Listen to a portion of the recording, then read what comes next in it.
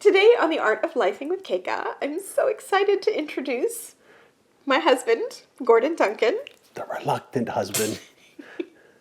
He's joining me today, and we're going to talk about some of the things that we've learned over our 23-year marriage. That's today on The Art of Lifing with Keka.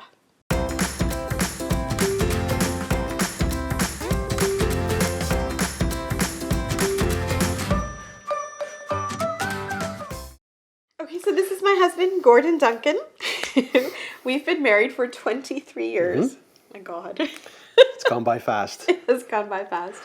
And we thought that we would take this opportunity in advance of Valentine's Day to just kind of share some of the things that we've learned in our relationship. Yeah. And there's lots. I think he's a little scared. It's okay. Bring it on. No. I can handle it. So a lot has changed since we have been Absolutely. married. I actually turned 46 last year, and one of the things I said to my husband was like, oh my God, I have been married to you for literally half my life. I think that raised an eyebrow. A little bit, yeah, it did. But speaking of you turning 46, happy birthday, by the way. Thank you. Right? I won't tell anyone that you're a little bit older than I am, though. I had robbed the cradle by 6 months. Yeah. So when we first got married, we were both 23, and it's interesting because I think about that now, and I go, oh my God, we were really young. Well, yeah, we actually just graduated. Yeah, but first of all, if I went back, I wouldn't change a thing. Nope. You know? Nope, not at all. But I think sometimes, like if our kids came to us and said, hey, Mom, I'm 23, I want to get married. Yeah. Right? My inclination would be like, aren't you a little bit young? But it's a mindset, to be honest with you, though. Because I think whenever we were getting ready to get married at that age, it was like, well, yeah, I'm good. It felt right. I'm good. You know it. Yeah. You know whenever you found someone that you want to settle down with.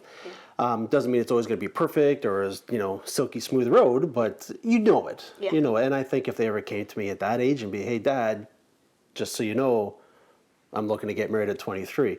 I'd probably raise a bit of an eyebrow, but it would be, you know what?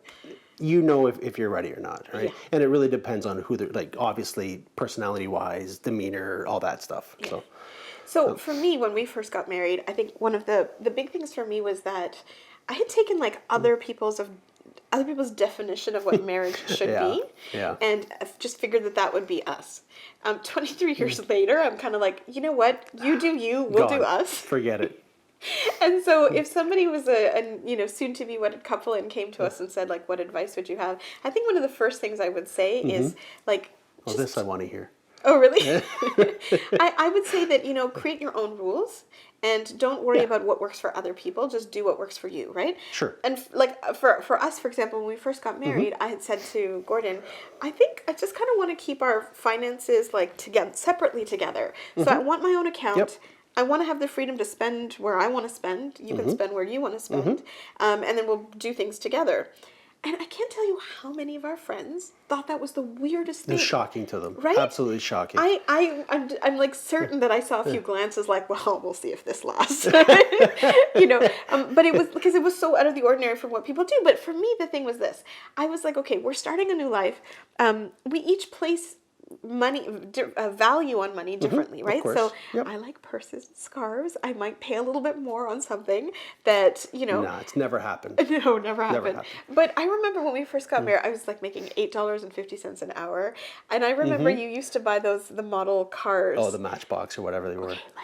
Like to me, they were like, you can go to buy a 99-cent dinky car. What's the difference? Not the same. And he's buying like $99 No, model. God, no, they weren't that much. Not even close.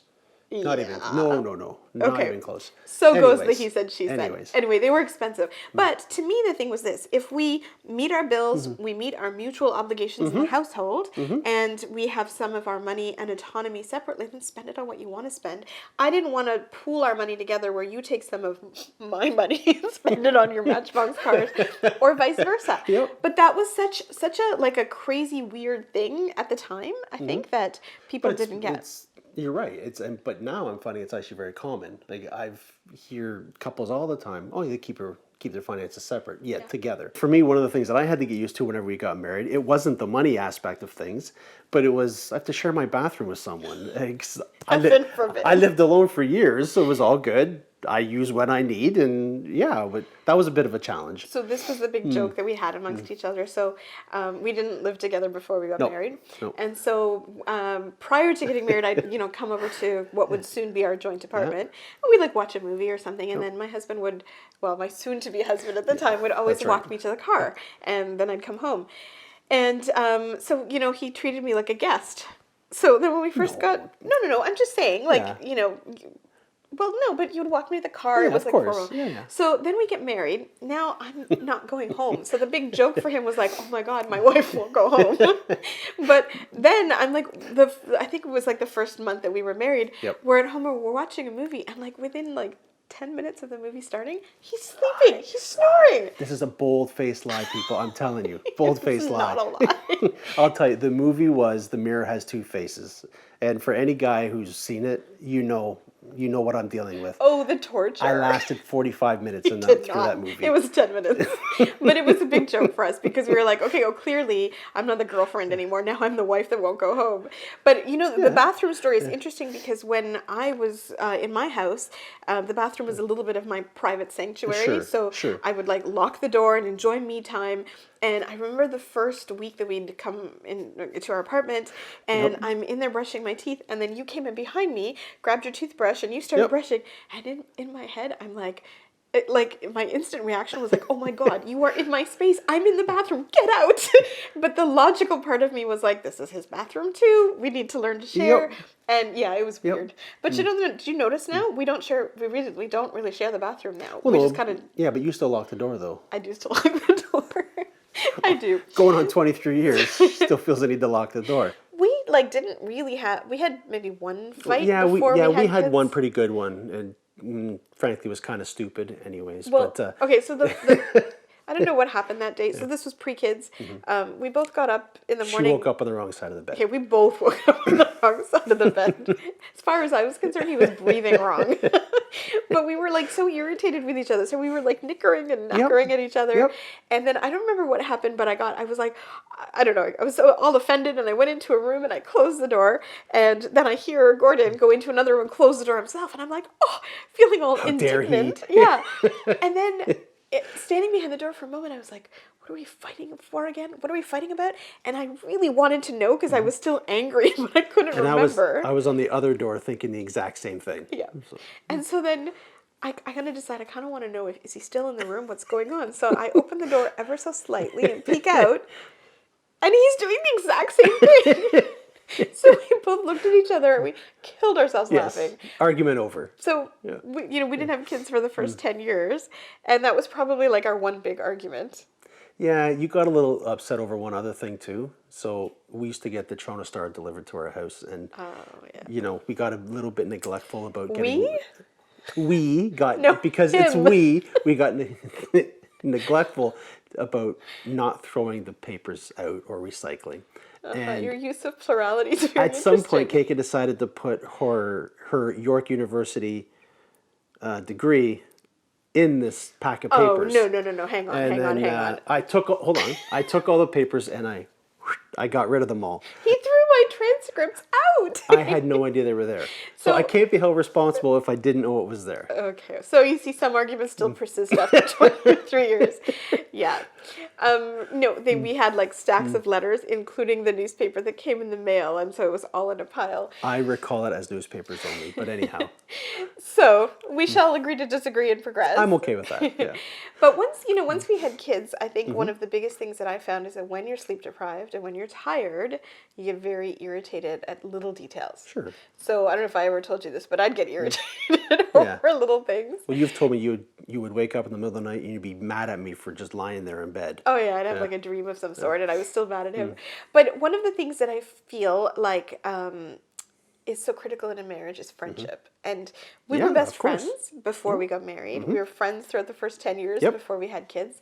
And that is something that we... That sounds like as soon as the kids arrived, we weren't friends anymore. No.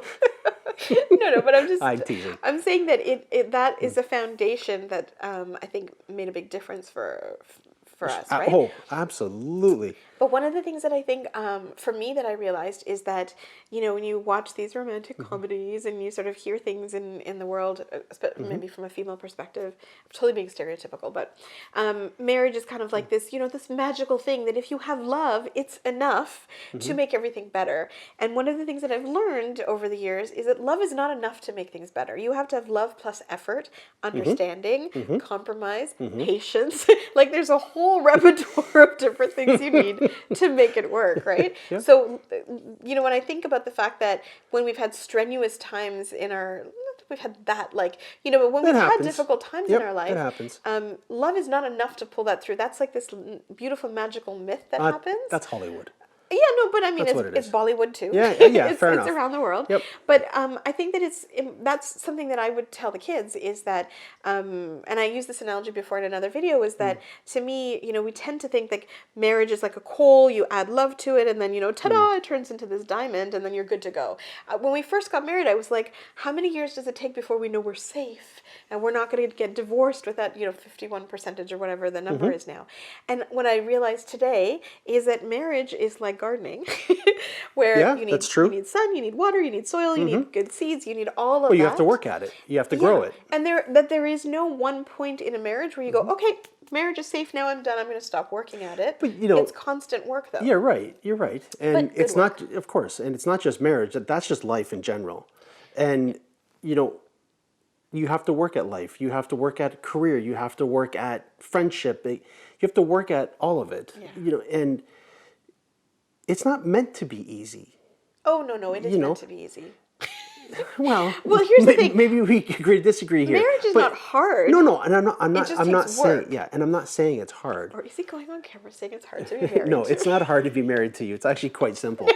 But what I'm trying to say is that it's effort. You have to put in the hard work.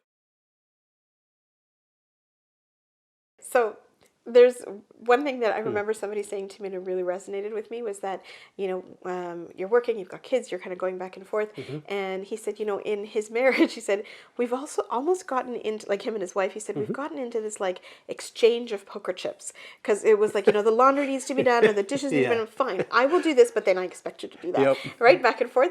And oh my God, did that happen? So I feel like when we first got married, it was all like, let's do the dishes together because we love each other. It was just all nice. We were well rested and everything, and then sleep deprived, we're working, and it was kind of like this expectation, and we go back and forth. That's right. And I feel like it's so easy to get transactional in a relationship if you get too much into the poker chip give and take. Yep. Do you know what I mean? And so I when he said that to me, it totally resonated because I feel like we totally do that. Yep. I'm like, okay, he did the laundry, so I really need to do the dishes, or whatever it might be. Or I did this, I really I want him to do that sort of thing. But to me, it was the mindset that when he said that, I was like, oh gosh, that's not the way that we want a relationship to be. Did you feel that poker chip sort of a thing before? Of course, it happens. Yeah. It happens. I wouldn't have a specific example, but yeah, that's going to be there. Okay, so if Caden or Kieran, if our boys came to you and said, Dad, what are the biggest lessons you've learned in your marriage to date? What would it be? Oh, man. Pretend I'm not here. That's like a question that's setting me up. No. No. There's nothing you're going to say that I probably don't know, right? That I've already said. Advice that I'd give them of what I've learned in 23 years. This sounds so corny. It really does. It sounds kind of cliche as well. One thing I would say, just be there for the ride. Enjoy the ride. Because it's a good one. It's a good one. And just be there. Be present. Give today. Give today, yeah. Give today, because you don't know what's coming tomorrow. Tomorrow might be even better. It might be worse. You don't know. Just be there for the ride. Enjoy it, but be present. Beautiful. Make sense? Yeah, totally.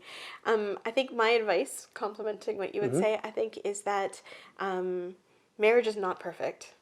And there will be times that you will be hurt. On purpose, inadvertently, through life, whatever it might be.